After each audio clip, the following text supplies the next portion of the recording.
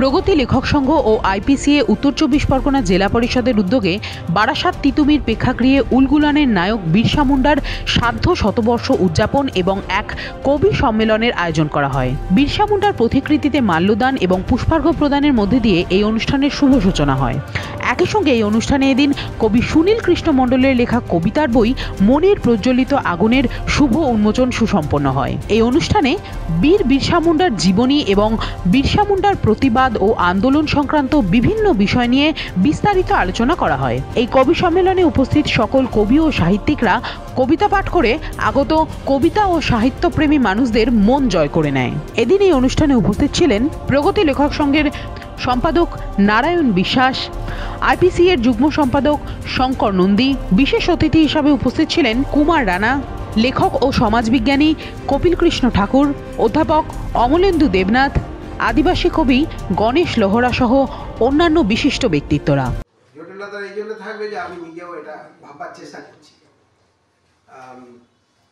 নারায়ণবাবু একটা প্রশ্ন করলেন এবং তিনি নিজে একটা উত্তর দিলেন যে বিরসা মুন্ডার জন্মশতবর্ষ, সার্ধ জন্মশতবর্ষ, এটা উদযাপন করার আমাদের কি কারণ আছে, কেন বিরসা মুন্ডা?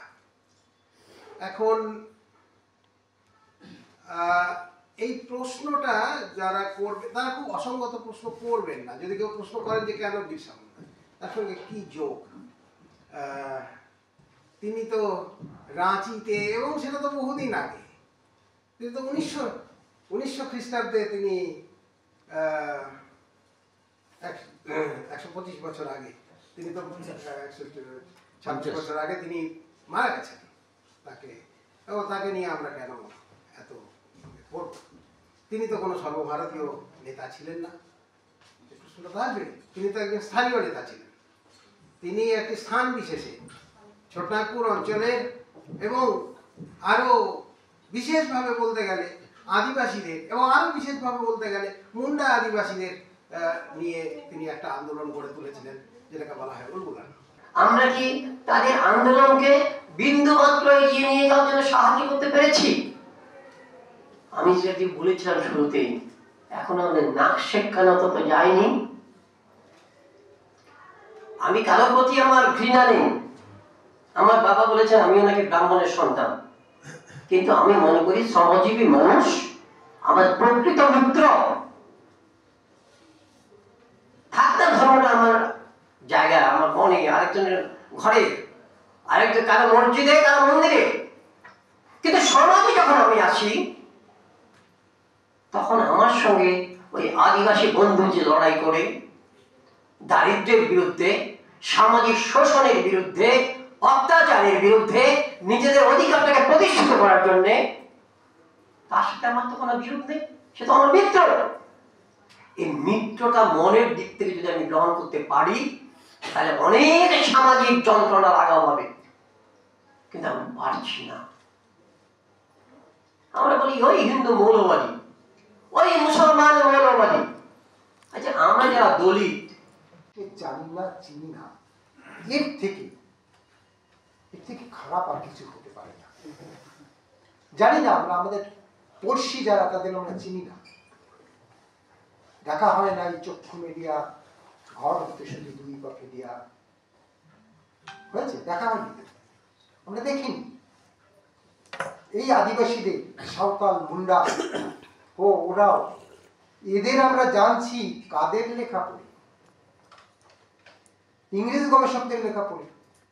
পিউ বোর্ডিং পড়ে আমাদের জানতে হয় যে সাঁওতালদের যে ভেষজ জ্ঞান, চিকিৎসা বিদ্যায় তারা যে প্রাকৃতিক উপাদান গ্রহণ করতেন, তার কি অসাধারণ ভূমিকা রয়েছে।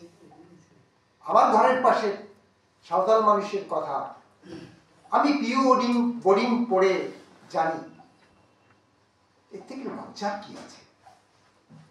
ভ্যারিয়ার অ্যালুইনকে পড়ে আমাদের জানতে হয় আদিবাসীদের সংস্কৃতি কি। আমার দেশের মানুষ তার সংস্কৃতি জানতে হবে ভ্যারিয়ার অ্যালুইন পড়ে, কি রিসলে পড়ে, আর অনেকে।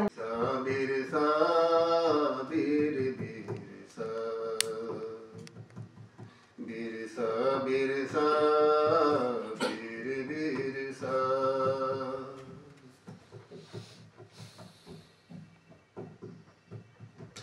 अंग्रेज के गुलामी सहे नहीं पारले, रहे नहीं पारले।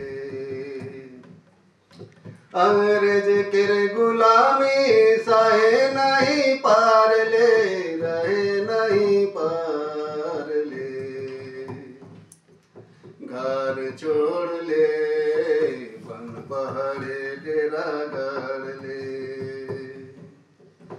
कभी झुक ले नहीं रुक ले नहीं, लेके तीर धनुष टांगी बलुआ, देके जीवन बलिदान। देश लगन करके गेले उलगुलान उलगुलान उलगुलान, देके जीवन बलिदान। देश लगन करके गेले उलगुलान उलगुलान उलगुलान। बिरसा बिरसा बीर बिरसा, बिरसा बिरसा बीर बिरसा, बिरसा बिरसा बीर बिरसा। আমি কেন এমন হলাম আমি, স্বাধীন দেশে থাকি হয়ে পরাধীন। আমি অর্বাচীন, আমি উদাসীন, কেন এমন হলাম আমি, কেন এমন হলাম আমি। দেখি কত অবিচার, বয়স হয়ে থাকি রয়ে নির্বিকার, পারি না করতে প্রতিবাদ, চোখে ভাসে শুধুই মরণ ফাঁদ। কেন এমন হলাম আমি, কেন এমন হলাম আমি। রক্তে রাঙা শিকল ভাঙা, কত কষ্টে গড়া মোদের জন্মভূমি। রক্তে রাঙা শিকল ভাঙা, কত কষ্টে গড়া মোদের ভারত ভূমি। গেলে আর কেন এলে না,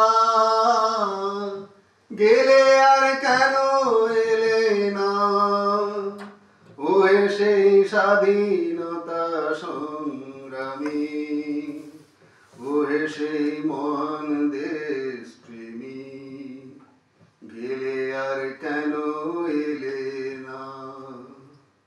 আছে কত নেতা নেত্রী মন্ত্রী নামি দামি, তবুও মনে হয় স্বাধীন দেশে থাকি হয়ে পরাধীন।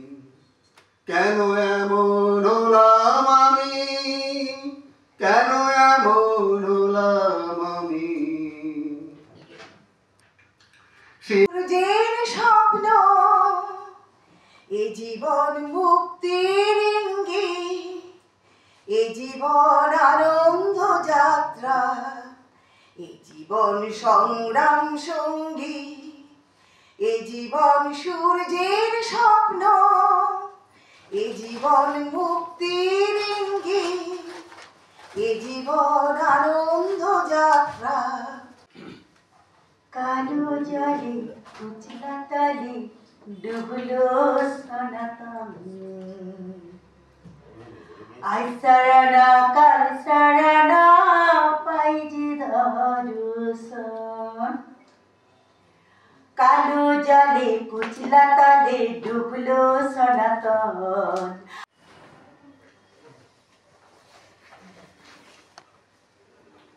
আমি আবার এসেছি ফিরে, উঠিয়াছি আমি সবাকার মাঝে ধরিত্রীর বুক চিরে। মম আহ্বান পৌঁছেছে কি তোমার কর্ণকুহরে? আমি অসীম, আমি অনন্ত, বিশ্ব মানব পত্রে। পদধ্বনি মোর বজ্র সম, সাইক্লোন মোর ক্ষুদ্রতম, যাত্রাপথের সঙ্গী সাথী, নিশার জোনাকি সম আমি দলিত। আলো আধার ভেঙে করি চুরমার, আমি সেই আধার। মম যাত্রা পথের শঙ্খধ্বনি করে পদানত, এই মেদিনীর বাঁধন যত হয় সে ছেদন। আমি দুর্জয়, আমি দুর্বার, আমি দলিত। আমি অগ্নি, বন্যী শিখা, বসুধার মাঝে আমি বিভীষিকা। রচি রক্তে রাঙা, ইতিহাসে হয় তা লেখা। অত্রি আমার আজ অনুচর হয়েছে পথিমধ্যে, এভারেস্ট হয়েছে পদানত আমার, আমি সবার ঊর্ধ্বে। চে গুয়েভারা, তোমার চিঠি আমাকে উদ্বুদ্ধ করেছে, বিপ্লবী হতে আবার ব্যথিতও করেছে, বিষিয়ে তুলেছে মনটাকে তোমার সহ্যের দৃঢ়তা দেখে। হ্যাঁ, অনায়াসেই আমি বিপ্লবী হতে পারতাম চে গুয়েভারা। ফ্রান্সে, জার্মানি, রুশ, বেলেরুভার, এমনকি আফ্রিকার কালো মানুষদের, শ্বেতাঙ্গদের বিরুদ্ধে শরিক হতে পারতাম সাইক্লোন হতে, সুনামির জলোচ্ছ্বাসে, হিরোশিমা নাগাসাকির হাইড্রোজেন বোমার বিস্ফোরণে নিষ্ক্রিয় করে নিভিয়ে দিতে, প্রথম ও দ্বিতীয় বিশ্বযুদ্ধে বোমারু বিমান, টর্পেডো ক্ষেপণাস্ত্র হতে, স্থল হতে শূন্যে, অন্তরিক্ষে অঙ্গুলের এক সুইচে শত্রুর উপর দুরান্ত সুপারসনিক বেগে লক্ষ্যভেদে নির্ভুল আঘাত হানতে, ভেঙে গুড়িয়ে দিতে পারতাম পুঁজিপতির গর্বের কায়েমি রাজতন্ত্র আর গণতন্ত্রের হত্যাকারীর কালো হাত দুটিও। সমানে যারা ধ্বংস করেছে এক নায়কতন্ত্রে, মিথ্যে ক্ষমতার দম্ভে, পারিনি। বিশ্বাস করো চে গুয়েভারা, পারিনি তোমার মতো কারাগারে অন্যায়, আঘাত, কষ্ট, অত্যাচার সহ্য করতে, ওদের নৃশংসতা মেনে নিতে। অত্যাচারীর বুক একটি বারও কাঁপেনি। আমি সব বুঝতে পারি চে গুয়েভারা, ওরা তোমাকে নির্দয়ভাবে নির্যাতনে, হৃদয়ের শেষ স্পন্দন পর্যন্ত নৃশংসতার চরম বিন্দু স্পর্শে, পারিনি নীরবে নিস্তব্ধ নিষ্ক্রিয় হয়ে মৃত্যুদণ্ড মেনে নিতে। শুধু দাঁতে দাঁত চেপে বজ্র মুষ্টি ধরে বিশ্বের প্রতিজ্ঞা করেছি, না আর নয়, এবার আমাকেও যুদ্ধের ময়দানে নামতে হবে। হতে পারতাম আমি হ্যামিলিয়নের সেই বাঁশিওয়ালা, সুরের জাদুতে ঘুমতো বৃক্ষরাজি, হিংস্র বন্যেরা, এমনকি এই কারণে নারায়ণদা কোনোদিন আমার কবিতা শোনেনি, উনি কারণটাই শোনেন। সামনে বসলাম।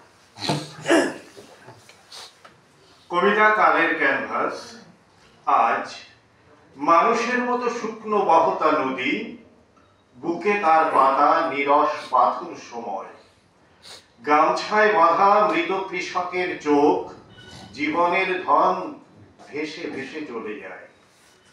যুগের শাসক কেড়ে নেয় সব কিছু, হাতের তালুর ভাগ্য রেখা যে কাটা। প্রবল প্রতাপে দীপ্ত সূর্য বারে বারে স্বপ্ন পড়ায় মাঠগুলো ফুটি ফাটা। দূরে থাকা নেতাদের কানে তুলো, পিঠে তুলো, বুড়ো আঙ্গুল মানব সভ্যতাকে। শিশুর চাঁদ মুখ পানে প্রাণ ঢেলে তাকায় না কখনো ওই যুদ্ধ বানেরা। নমস্কার।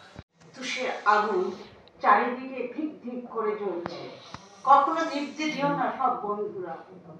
অধিকার আদায়ের অনর্থক হোক কলরব, সবাই একসাথে এক সুরে জেগে ওঠো।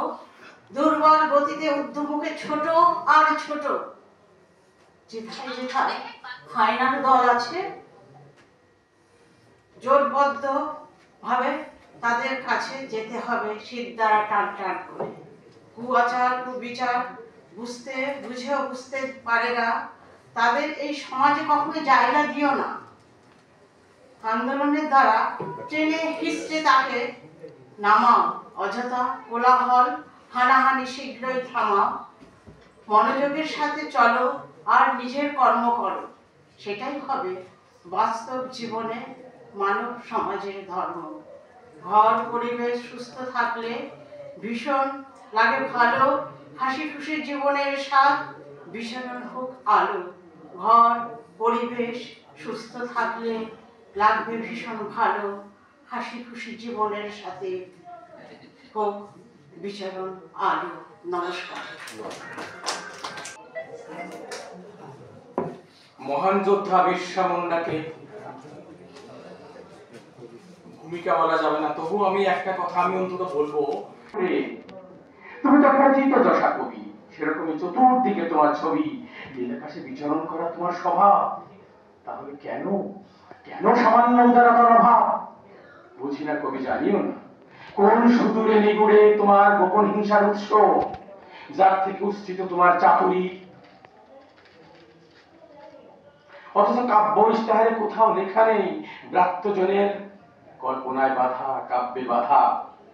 কবি সুরের আকাশে সবাই তো হতে পারে সুক্তারা, তাহলে কাব্যাকাশে ব্রাত্যজন কেন হবে পঙ্ক্তিহারা? নমস্কার। হলুদ ফুল গাছে জটালা চুলে, ময়লা শাড়িতে শরীরটা ঢেকে রাখে, মানুষ দেখলে হাসে সে মনের ভুলে। কোন পুরুষকে ভালোবেসে একদিন পালিয়েছিল বাড়িঘর সব ছেড়ে। ব্যাপারটা কি হলো বুঝেনি, মানুষটাকে নিল সব কিছু কেড়ে। প্ল্যাটফর্মেতে যে কোনো ট্রেন এলে কাকে যেন সে ভিড়ের মধ্যে খোঁজে, মাঝে মাঝে দৌড়ায় ভিড় ঠেলে। টাকা দিলে কেউ কি করবে বোঝে না যে। যদি কোনো রাতে ওয়েটিং রুমে থাকেন, একবার বেরিয়ে এসে দেখুন, স্টেশনেতে যেখানে নোংরা রাখে তার পাশে বসে খাচ্ছে ভাত আর নুন। এই আমাদের শহর কলকাতা, এখানে কত মেয়ে পায় না ফল। চোখের জলে এদের জীবনী লেখা, ভাই আর স্বামী দুজনেই বর্বর। নমস্কার। আয় ঘাস মাটিতে জলস্থলে হাওয়া ওঠে, জেগেছে গান উলগুলান, আজ শুধু উলগুলান। কে কেড়ে নেয় জমিন আসমান অরণ্যের অধিকার, বুক চিতিয়ে দাঁড়ায় যে আজ কাঁধেনি তীর ধনুকার টাঙ্গি খান। আজ উলগুলান, কেবল আজ উলগুলান। সাবধান ভাই সাবধান, লড়াই জারি লড়াই জারি। সাথে মুদের বিরসা ভগবান। ও বিরসা ভগবান, হামদের জান কলিজা প্রাণ। বিরসা ভগবান হো বিরসা ভগবান। ও মারান গুরু, হো মারান গুরু। সবাই মিলে গড় করি তোর পায়। আমরা মূলবাসী আদিবাসী, নিজ দেশে পরাধীন পরবাসী। জমি জিরেত বন বাদার শিকার পরব, ঘাস করে খায় দিকুরা সব। মানবিকতা নিয়ে গলাবাজি করছি, নারী স্বাধীনতার কথা বলছি। অমানুষের মুখোশ ঢাকি, স্ট্যাটাসে ফলাও করে লিখছি মানব ধর্মে বিশ্বাসী। কিন্তু সেই মানুষটি ঘরের মধ্যে পশুর মতো করছে দাপাদাপি। প্রহসনের এমন ভণ্ডামি চলছে ঘরে বাইরে, মুখোশে মানবতাবাদী। মানুষ রূপে অমানুষ ছদ্মবেশে ঘরে, মুখোশের আড়ালে কদর্যতায় থাকে। অনিয়ম যেখানে নিয়ম, সাধু সেখানে চোর। অমানিসার অন্ধকার সেখানে অতি ঘোর। চলনে সাধু বলনে মধু, শোষণে বাস পাখি। নিত্য নতুন ভঙ্গিমায় মারছে শত শত প্রাণী। প্রাণ নিয়ে ছোটে ভীত সন্ত্রস্ত অসহায় মানুষগুলো। ছুটতে ছুটতে লাশ হয়ে যায় কেউ কেউ, স্বজন হারা হয়ে মনটা কাঁদলেও একবার ঘাড় ফিরে তাকাবার জো নেই। নিজের জীবন নিয়েই ওরা যে পালাতে ব্যস্ত, মুহূর্ত সময়ের হের ফেরে যে কেউ লাশ হয়ে যেতে পারে যখন তখন। এ সময় বড় দুঃসময়। সুনামির ঢেউ হয়ে আসা অন্ধকার, নিষ্পাপ শিশু ধর খুঁজে পায় না তার মাথা। টকবগে যৌবন সযত্নে রাখা সতীত্ব লুট হয়ে যায় সেই অন্ধকারে। ছিঁড়ে ছিঁড়ে খায় শেয়াল শকুনেরা, স্বপ্ন পূরণের স্বপ্ন নিয়ে নেচে ওঠে অন্ধকার। বসত বাড়ি জলে দাউ দাউ করে, বাতাসের শরীরে মানুষ পোড়া গন্ধ, নীরবে স্বপ্ন পুড়ে ছাই হয়ে যায়। মানুষের হিংস্রতা দেখে জঙ্গলি পশুরাও লজ্জায় মুখ ঢাকে। সীমান্তের পারে আরেক রকম অন্ধকার। যে মা হারালো জ্যান্ত দুর্গা, ওই মা কেমন আছে বেলা অবেলায়? গভীর রাতে আঁচড়ে কামড়ে বিক্ষত হয় যার বুকের ধন। বকুল ঝরে, শিউলি ঝরে, নারী ঝরে, মেয়ে ফুল নয়, ভাগাড়ের শকুনের খাবার। ঢেকে দাও রক্ত জমাট উলঙ্গ শরীর। কোথায় কোথায় রূপাই সাজু নকশি কাঁথা? নমস্কার। প্রতিটি মানুষ কোষে পেটে পেটে লক্ষ অমানুষ। ট্রিগারের অপেক্ষায় উসখুস বারুদের মুখ, কোণে কোণে অভ্যন্তরে কিনারার ধার ঘেঁষে ঘেঁষে কেবলই ভয়ের জন্ম, কেবলই ত্রাসের দাপাদাপি।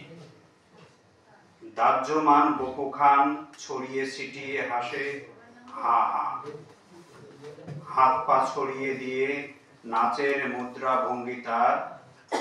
সন্ত্রাস কোলা যাকে দিগন্তের দেয়ালে দেয়ালে। ক্রমশ একাকী হচ্ছি, বেহাল বেহদ্দ বোকা একা। প্রিয়তর জল নেই কারো কাছে, প্রসন্ন অভয় শুকনো শুভেচ্ছা বাণী ছাড়া। কারো কারো লজ্জা আছে, মুখখানি দেখাবে না বলে আড়ালে আড়ালে থাকে। অনেক নোংরার মধ্যে এটুকু সম্বল করে বাঁচি। ওরাও আমাকে বাছে, বাদ দেয় হাতে নাচে কাছে। এটা তো খুব ভালো কথা যে বিরসা মুন্ডা নিয়ে লোকে আলোচনা করছেন। বিরসা মুন্ডা একটা অন্যায্যতার বিরুদ্ধে, যে মানুষে মানুষে যে বিভাজন সেগুলো দূর করা, মানুষের ওপর মানুষের চাপিয়ে দেওয়া যে বোঝা সেগুলোকে দূর করা, মানুষের ওপর মানুষের যে লুণ্ঠন সেটাকে বন্ধ করা, এইগুলোর বিরুদ্ধে একটা সুস্থ সমাজ গড়ে তোলার যে লক্ষ্য, সেই লক্ষ্যে তিনি সংগ্রাম করছিলেন, তিনি আন্দোলন গড়ে তুলেছিলেন। সেটা নিয়ে আজকে যে মানুষ আলোচনা করতে চাইছেন, তো ভালো কথা, আনন্দের কথা। দেখুন, এটা শুধু বর্ণভেদের প্রশ্ন নয়, এর সঙ্গে লিঙ্গভেদ আছে, পুরুষ স্ত্রী পুরুষের একটা বিভাজন বড় ব্যাপার আছে, দরিদ্র এবং ধনী তাদের একটা ব্যাপার রয়েছে, আঞ্চলিক ব্যাপার রয়েছে, কে শহরে থাকে কে গ্রামে থাকে। সুতরাং ভেদাভেদের প্রকৃতিগুলো নানান রকম, এবং সব ধরনের ভেদাভেদের বিরুদ্ধেই আমাদের সচেতন হতে হবে এবং আলোচনা করতে হবে। দুটো জিনিস জরুরি, এক হচ্ছে তাকে ধর্মগুরু বানিয়ে নেওয়ার বা তাকে একজন সর্বশক্তি সম্পন্ন একজন ঈশ্বর বানিয়ে নেওয়ার কোনো কারণ নেই। তাকে মানুষের প্রতিবিম্ব হিসেবে দেখতে হবে, এক। দুই হচ্ছে যে তিনি যেটা করতে চেয়েছিলেন, কি করতে চেয়েছিলেন, সেটা সম্পর্কে আরও স্পষ্ট হতে হবে।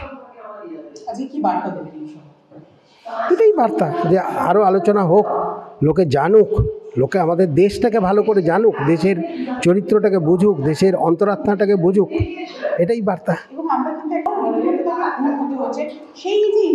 এটা বয়স দিয়ে কিছু নির্ধারিত হয় না, বয়স দিয়ে কিছু নির্ধারিত হয় না। কার্ল মার্কস যখন কমিউনিস্ট ম্যানিফেস্টো লিখেছিলেন তার বয়স ছিল মাত্র 29। বয়স দিয়ে কিছু নির্ধারিত হয় না, সুতরাং সেটা কথা নয়। কিন্তু আমরা তো এটাই তো বললাম, সেটা আমরা তো তার কাছ থেকে শিখছি, এখনও সেই জন্য বিরসার নাম নেওয়া হচ্ছে, তাই তো, সেই জন্য বিরসাকে নিয়ে আলোচনা হচ্ছে। ঠিক আছে, আমাদের যে সংগঠন প্রগতির লেখক সংঘ আর ভারতীয় গণসংস্কৃতি সংঘ, এটা সর্বভারতীয় সংগঠন। 1936 সালে নিখিল ভারত প্রগতি লেখক সংঘ প্রতিষ্ঠিত হয় এবং সংগঠনটা সমগ্র ভারতবর্ষব্যাপী ব্যাপ্তি ঘটে। সমস্ত ভারতবর্ষের প্রায় প্রত্যেকটি রাজ্যে এই সংগঠন প্রতিষ্ঠিত হয়ে যায়, গড়ে ওঠে। এবং তখনকার দিনে যে আন্দোলন, লড়াই, সংগ্রাম বা সেখানে সাহিত্যিকদের কী ভূমিকা হবে সে ভূমিকাটা নির্ধারণ করে দেয়। সংগঠনের ব্যাপ্তির কারণে 1943 সালে প্রকৃতি লেখক সংঘের মধ্যে যারা শিল্পী ছিলেন তাদের নিয়ে পৃথক সংগঠন গড়ে তোলা হয়। সেটা হচ্ছে ভারতীয় গণনাট্য সংঘ। এবং 36 সাল বা 43 সাল যেখানেই থাকে না কেন, এই সংগঠনের ঐতিহ্য গড়ে উঠেছে লড়াই, আন্দোলন, সংগ্রামের মধ্য দিয়ে। এবং আমাদের সাহিত্য সংস্কৃতির অঙ্গনে একটা প্রগতিশীল দিক নির্ণয়, যেটাকে আমরা বলে থাকি নবজীবনের গান বা প্রাগতিক সাহিত্য, এই ভূমিকা নিয়ে এই সংগঠন আজও দেশে, রাজ্যে রাজ্যে প্রায় প্রতিটি রাজ্যে কাজ করে আসছে। এই সংগঠনের আমাদের কেন্দ্রের সহসভাপতি হচ্ছেন কপিলকৃষ্ণ ঠাকুর, বিশিষ্ট ব্যক্তিত্ব, বুদ্ধিজীবী, আর আমি নিজে ন্যাশনাল কাউন্সিলের মেম্বার। আবার রাজ্য সংগঠনে প্রগতি লেখক সংঘের আমি হলাম প্রেসিডেন্ট, কপিলবাবু হলেন সম্পাদক। স্বাভাবিকভাবেই আমরা উভয়েই এই সংগঠনের ব্যাপ্তি ঘটাবার জন্যে আমাদের যে ভূমিকা, সে ভূমিকা আমরা পালন করে আসছি। যে প্রগতি লেখক সংঘের বয়স প্রায় 90 হতে যাচ্ছে, ফলে এটি কোনো ক্ষণস্থায়ী কোনো সংগঠন নয়, তার দীর্ঘ ঐতিহ্য রয়েছে, দীর্ঘ আন্দোলনের সঙ্গে তার জড়িত থাকার ইতিহাস রয়েছে। আমরা বিভিন্ন সময় বিভিন্ন মনীষীদের স্মরণ করি। গত বছর আমরা 2.5 আখর প্রেম পদযাত্রা করেছিলাম প্রগতি লেখক সংঘ এবং IPTA, গোটা ভারতবর্ষ যৌথভাবে বিভিন্ন রাজ্যে পদযাত্রার মধ্যে দিয়ে। এবং সেখানে আমরা আমাদের যারা মনীষী, যারা এই দেশ গঠনে বিশেষ ভূমিকা রেখেছেন অথবা যাদের কাছ থেকে আমাদের কিছু শিক্ষণীয় আছে, তাদেরকে স্মরণ করব, তাদের স্মৃতি ধন্য স্থানগুলোকে স্পর্শ করব, এই ছিল আমাদের উদ্দেশ্য। সেটা আমরা করেছিলাম। এবছর যেহেতু বিরসা মুন্ডার 150তম জন্মবর্ষ, এই কারণে আমরা বিশেষভাবে এই অনুষ্ঠানটি আমরা করছি। প্রতিটি জেলায় জেলায় এটা আমাদের হচ্ছে, নদীয়া জেলাতেও হবে, অন্যত্রও হবে। সুতরাং এই যে আমাদের যে ভূমিকাটা, সেটা থাকে মননের ভূমিকা, মানুষের মনের কাছে, মানুষের চৈতন্যের কাছে আমাদের বার্তাটা পৌঁছে দেওয়া। সে কাজটা আমাদের নিরন্তর চলতেই থাকবে, সেটা কখনো থামবে না। এবং বিরসা মুন্ডাকে তুলে আনার কিছু নেই, বিরসা মুন্ডা রয়েছেন। আমাদের দেশের ইতিহাস, আমাদের ভূমিপুত্রদের অথবা আমাদের যে সামাজিক বিভিন্ন ক্ষেত্রের যে মানুষদের অবদান রয়েছে, তাকে সবসময় আমরা মূল্য দিইনি, দেওয়া হয়নি। সেই কাজটি নতুনভাবে প্রগতি লেখক সংঘ এবং IPTA, আমাদের রাজ্যে IPCA, তারা করে যাচ্ছে, করে যাবে। আজকের অনুষ্ঠানটা তারই একটি অংশ। এরপরে আমরা সমরেশ বসুর শতবর্ষ উদযাপন করব, সলিল চৌধুরীর শতবর্ষ উদযাপন করব। এগুলো আমাদের কর্মসূচির অংশ। ভয়ঙ্কর জরুরি প্রয়োজন। ভয়ঙ্কর ভয়ঙ্কর শব্দটা ইচ্ছাকৃতভাবে ব্যবহার করলাম। আসলে আমরা ভাবি যে আমাদের কি আর করার আছে, এই পরিস্থিতি, এর বিরুদ্ধে লড়াই করে বোধহয় আমরা জিততে পারবো না। হ্যাঁ, শুধু চেপে যাই। বিশ্বের কাছ থেকে এটা শিক্ষার যে অত শক্তিশালী একটা ইংরেজ সাম্রাজ্য, যারা বুদ্ধিমান মানুষ, শিক্ষিত মানুষ, প্রভাবশালী মানুষ, তারা টু শব্দটি করছেন না, অথচ বিশ্বা কিন্তু এগিয়েছেন।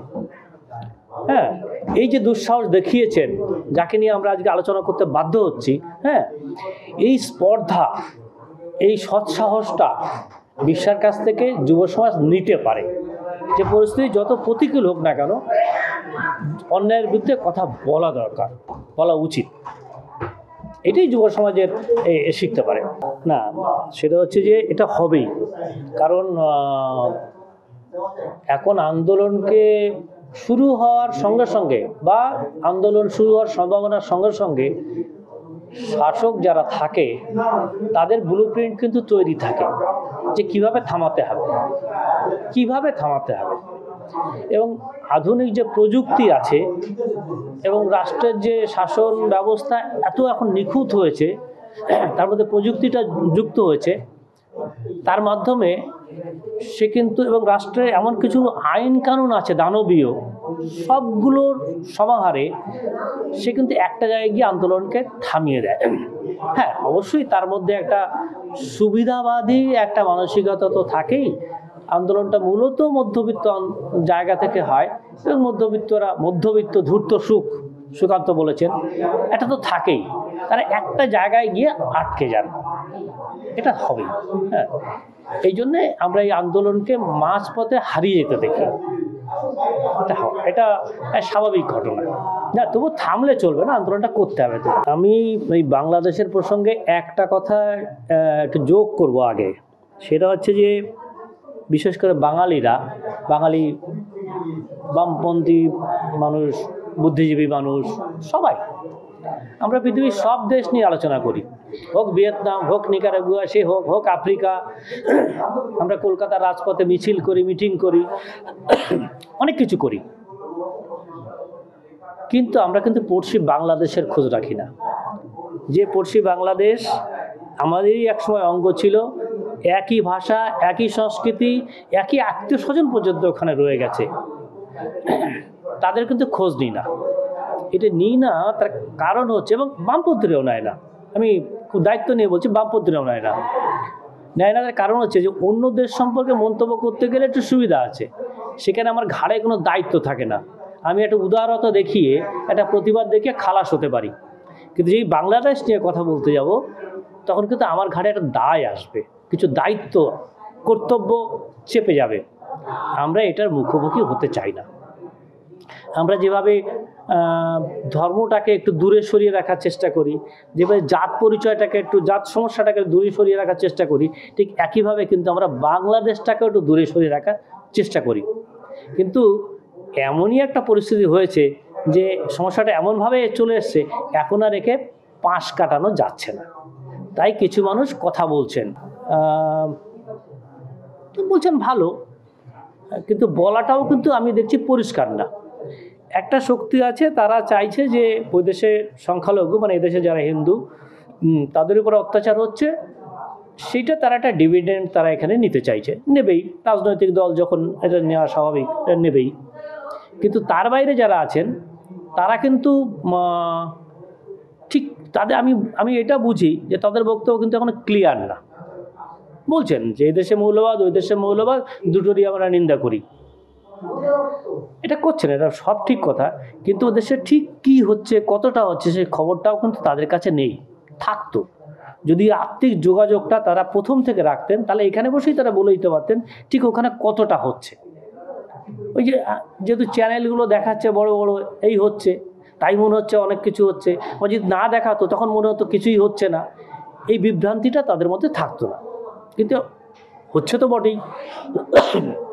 এখানেই হচ্ছে এই সমস্ত ক্রাইসিসের সময় হচ্ছে কবি, লেখক, বুদ্ধিজীবীদের ভূমিকা।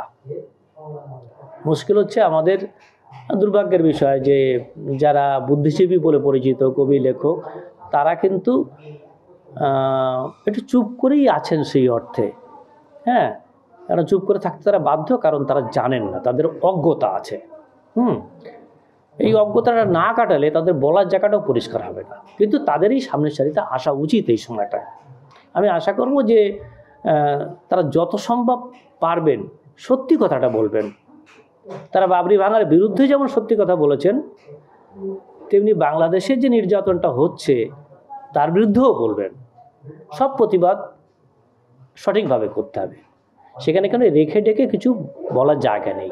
কবি সাহিত্যিকদের সেটা কাজ না, স্পেডকে স্পেডই বলতে হবে, এটুকু। দেখুন, এখন তো মানুষ মানে কোনো দেশকে দখল করে না, জমি দখল করে না, তারা দখল করে তাদের বাণিজ্য ব্যবসাটা, মার্কেটটা, আর সেটা করতে গিয়ে তারা দখল করে তাদের সংস্কৃতিটা। এটাই হচ্ছে এখন উপনিবেশ। এবং আমার বিদেশি শক্তি যাকে বলবো, সেই শক্তিটা অবশ্য বাংলাদেশের কাছে ভারতও কিন্তু বিদেশি শক্তি, তারা কিন্তু এই ব্র্যাকেটে ভারতকেও রেখে দেয়, সেটাই স্বাভাবিক। এবং তারা চাইবেই যে এই মার্কেটটা কী করে দখল করা যায়। এক হচ্ছে মার্কেট, বাজারটা দখল করা যায়, আর একটা হচ্ছে যে কি বলবো, যে প্রতিরক্ষার যে ব্যাপারটা, ধরুন ওখানে একটা দ্বীপ আছে, সেই দ্বীপে আমার যদি একটা সামরিক ঘাঁটি হয় তাহলে আমার খুব সুবিধা হয়, এই যে ব্যাপারটা। এবং এটা দীর্ঘদিনের আমেরিকার একটা ব্যাপার ছিল, হ্যাঁ। এবং এখন যেটা মোহাম্মদ ইউনূস আছেন সবাই জানে সে কার মিত্র, হ্যাঁ। তো সেখানে দাঁড়িয়ে এইগুলো তো ভূমিকাটা তো পরিষ্কার দিবালোকের মতো। এটা তো আমি আর কি বলবো, এটা তো সবাই বোঝেন যে বিদেশি শক্তি কিভাবে। দেখুন, এখন পাড়ায় যদি একটা ঘটনা হয় তাহলে সেটা কিন্তু পাড়ার ঘটনা থাকে না, সেটা কিন্তু একটা অঞ্চলের ঘটনা হয়ে যায়। এমনই একটা রাজনৈতিক একটা জাল বিছানো আছে। তেমনি কোনো একটা জায়গায় যদি একটা ঘটনা ঘটে, কোনো দেশের কোনো একটা রাজ্যের একটা জেলায়ও যদি ঘটনা ঘটে, সেটা কিন্তু একটা আন্তর্জাতিক রূপ পেয়ে যায়। কারণ প্রত্যেকের ইন্টারেস্ট এতভাবে সম্পৃক্ত থাকে এখানে যে সেটাকে ধরে সে তার লাভের জায়গাটা খুঁজতে চায়। আমার এখানে বার্তাটা একদম পরিষ্কার, সেটা হচ্ছে যে নবজাগরণ বলতে যখন বোঝানো হয়েছিল যে বাবুদের একটু নবজাগরণ, তা তো নয়। নবজাগরণ বলতে আমরা হরিচাঁদ গুরুচাঁদ বুঝবো, নবজাগরণ বলতে আমরা সিধুকানু বুঝবো, বিরসা মুন্ডা বুঝবো, সবাইকে বুঝবো। তো সমাজের সব অংশের মধ্যে থেকে উঠে এসে যে সমাজকে পরিশীলিত করার, সংস্কার করার কাজটা যারা করেছিলেন, সবটাই নবজাগরণ। ঠিক একইভাবে স্বাধীনতা আন্দোলন বলতে আমরা যেটা আমাদের চোখের সামনে ভাসে, স্বাধীনতা মানে একজন একটা বোম মেরে দিল, কেউ বন্দুক নিয়ে ছুটলো, কেউ বন্দে মাতরম বলে কারাবরণ করলো, এটা নয়। স্বাধীনতা তো শুরু হয়েছে অনেক আগে থেকে।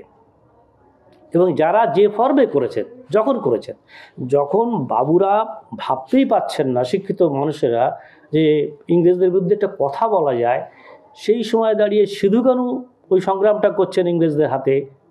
15,000 লোক, কেউ বলে 30,000 লোক, গুনে রাখেনি কেউ, মারা গেছেন। টোটাল স্বাধীনতা পর্বে 30,000 লোক মারা গেছে, তা তো নয়, তারা তো লড়েছে সেই সময়।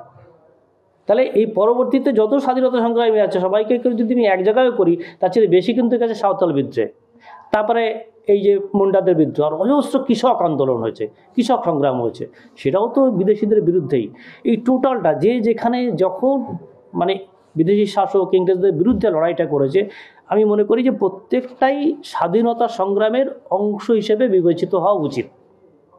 সেই হিসেবে বিরসা মুন্ডা, এবং কোনো ছুতমার্গিতা না রেখে, কোনো অভিমান আভিজাত্য বোধ না রেখে ভাবতে হবে যে সবাই লড়েছে এই দেশটার জন্য, সবাই দেশটাকে নিয়ে স্বপ্ন দেখেছে, এবং সেইভাবে আগামী দিনেও আমাদের এই স্বপ্নটা রূপায়ণ করার জন্য আমাদের এগোতে হবে। Bureau report, news Bangla.